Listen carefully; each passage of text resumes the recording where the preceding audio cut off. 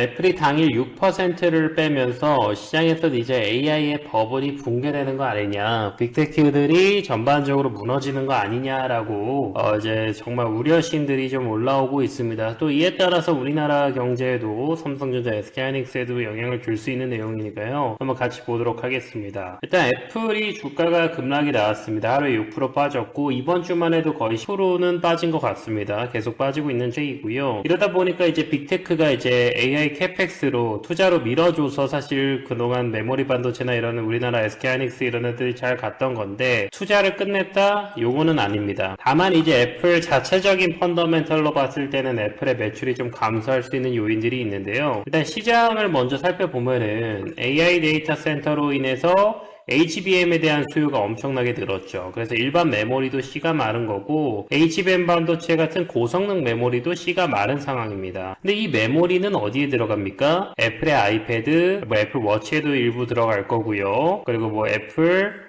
스마트폰에도 다 들어가겠죠. 이러다 보니까 최근 3분기에 일반 메모리 가격, 일반 스토리지 가격 역시나 가격이 400% 폭등을 하게 됩니다. 그러다 보니 이제 애플은 원가가 부담이 되죠. 그래서 이제 맥북이나 아이패드 가격을 한 못해도 $100에서 $300씩 올려버린 겁니다. 보통 20% 정도씩 올라간 것 같아요. 그러다 보니 시장에서는 이 올라간 애플의 어떤 아이템들을 굳이 비싸게 살 것 같지 않은 겁니다. 왜냐면 기존의 모델들이 컴퓨팅 파워나 메모리 파워가 약한 게 아니기 때문에 좀 어려우니까 가격이 오른 거를 굳이 또 따라 사는 것보다 몇 년 된 모델이다 하더라도 그냥 수요자, 고객들은 그냥 쓴다. 그냥 이런 마인드를 가질 수밖에 없는 상황이고 또 경영의 귀재라고 할 수 있죠. 애플을 지금까지 올려놓은 걸 사실 팀 쿡에 이제는 공이 더 크다라고 저는 보여지는데 그래서 이제 팀 쿡 CEO가 이제 100년 만에 대홍수다라고 본인의 이제 워딩으로 표현을 한 거예요. 그래서 40년 넘게 팀 쿡이 이 업계에 있으면서 처음 보는 광경이라고 이렇게 하는 겁니다. 그래서 AI 수요가 너무 폭발을 하다 보니까 오히려 이제 애플 같은 애들이 일반 메모리만 쓰면 되는 건데 얘네들은 그러니까 노트북이랑 스마트폰까지 불똥이 튀고 있는 겁니다. 정말 무식하게 돈을 쓰는 시대라고 표현해도 좋을 것 같아요. 현재 AI 성능들이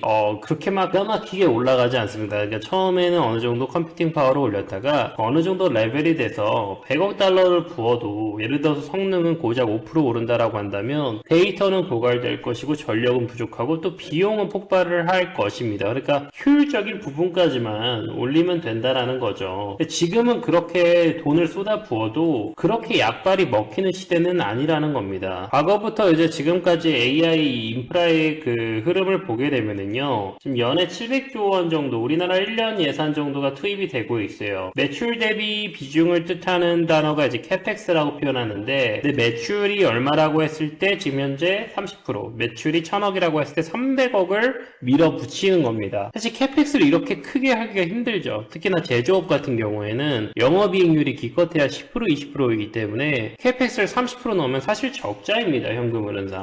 대부분은 그렇다라는 거고요. 그러다 보니까 지금 어쨌든 이거를 미친 듯이 지금 돈을 이제 영어로는 이제 브루트 포스라고 해가지고 미친 듯이 밀어넣고 있는 건데 참고로 이제 1990년대 인터넷 붐의 그 캐펙스는 15% 수준이었습니다. 그때도 버블로 터졌었잖아요. 당시 버블만으로도 막 10배씩 간 애들이 나왔는데 그 버블은 결국 터졌습니다. 근데 그 15%보다 2배, 그 2배보다도 조금 더 4% 더 해서 엄청나게 쏟아내는 것은 사실 엄청 다 긍정적으로 보기에는 좀 어려울 수가 있겠고요. 이 지금 자꾸 AI 기업들이 그 빅테크들이 계속 돈을 넣는 거는 더 많은 GPU, 더 큰 데이터 센터, 더 큰 메모리 반도체를 갖기 위해 더 큰 스토리지를 갖고 가져서 미래 플랫폼인 앞으로 미래 패권을 선점하겠다 이런 심산으로 지금 돈을 밀어넣고 있는데 위에 봤듯이 약발이 안 먹힌다. 근데 이제 연구들이 나오기 시작을 했어요. 2026년부터는요 컨텍스트 엔지니어링의 시대가 또 열리게 됩니다. 바로 시스템 철학이라고 할 수 있겠는데요. 이제는 핵심 지표가 모델 자체의 컴퓨팅 능력 이런 것들을 보는 게 아니라 컨텍스트 환경을 어떻게 설계하느냐가 앞으로 중요해진다라고 합니다.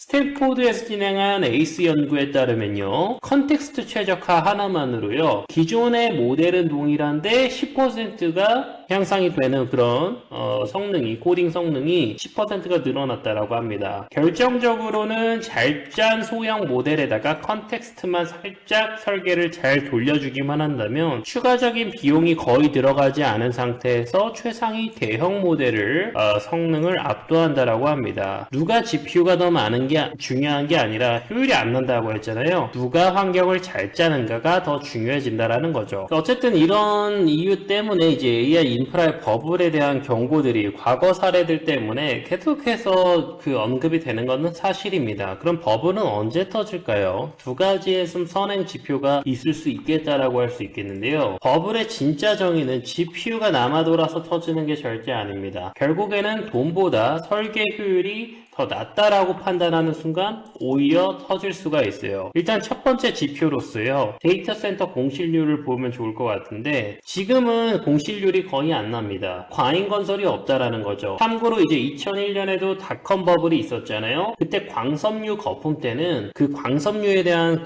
그 유휴 사용량, 그 굳이 따지면 공실을 한 20%가 높은 겁니다. 다만 여기도 데이터 센터도 5%가 이상의 공실률이 나오게 된다면 경고등이 켜질 수도 있겠다라는 거고 지금으로서는 큰 문제는 없어 보입니다. 그리고 이제 캐펙스 대비 매출인데요. 빅테크의 투자 증가율들은 2026년에 51%에서 2027년엔 23%, 2028년엔 5%. 사실 직전 연도를 보기 때문에 그런 건데 어쨌든 캐펙스 대비 이제 캐펙스의 그 투자 증가율은 급감을 하고 있다라고 보시면 되겠습니다. 이 모든 이야기의 중심에 왜 애플이 있냐라고 한다면 거대 GPU 치킨 게임에는 애플은 참여하지 않습니다. 애플이 집중하고 있는 것은 정말 유저 단위고요. 온 디바이스 AI 그리고 24억 대를 가지고 있는 애플의 하드웨어가 전 세계에 뿌려져 있고 또 사용자 프라이버시에 집중하고 있습니다. 유저에 집중하고 있다라는 거겠죠. 인프라가 과열이 끝나게 되면은 애플의 효율적이고 철학적인 접근들이 결국 재평가 받을 거라 저는 보고 있습니다. 돈으로 찍어 누르는 인프라는 이미 여러 가지 지표로요. 한계에 도달했다라는 게 나오고 있습니다. 이제는 AI 컨텍스트를 좀 봐야 되는 거고 애플의 효율적이고 철학적인 접근을 더 집중해야 된다라고 생각을 합니다. 그래서 캐펙스를 기반으로 한 인프라에 대한 그런 투자로 매출이 선으로 잡히는 것들은 이제 슬슬 증가율이 꺾일 것이다. 이에 맞춰서 더 누가 효율적이고 더 누가 앞으로 안정적으로 갈 수 있는지에 대해서 여러분들 다시 한번 좀 고민을 해보면 좋을 것 같습니다. 추가적인 트레이딩 인사이트들은 제가 또 텔레그램 통해서 무료로 실시간으로 올려드리고 있으니까요. 다양한 글로벌 투자 전략 통해서 해칭하시고 트레이딩 하실 분들은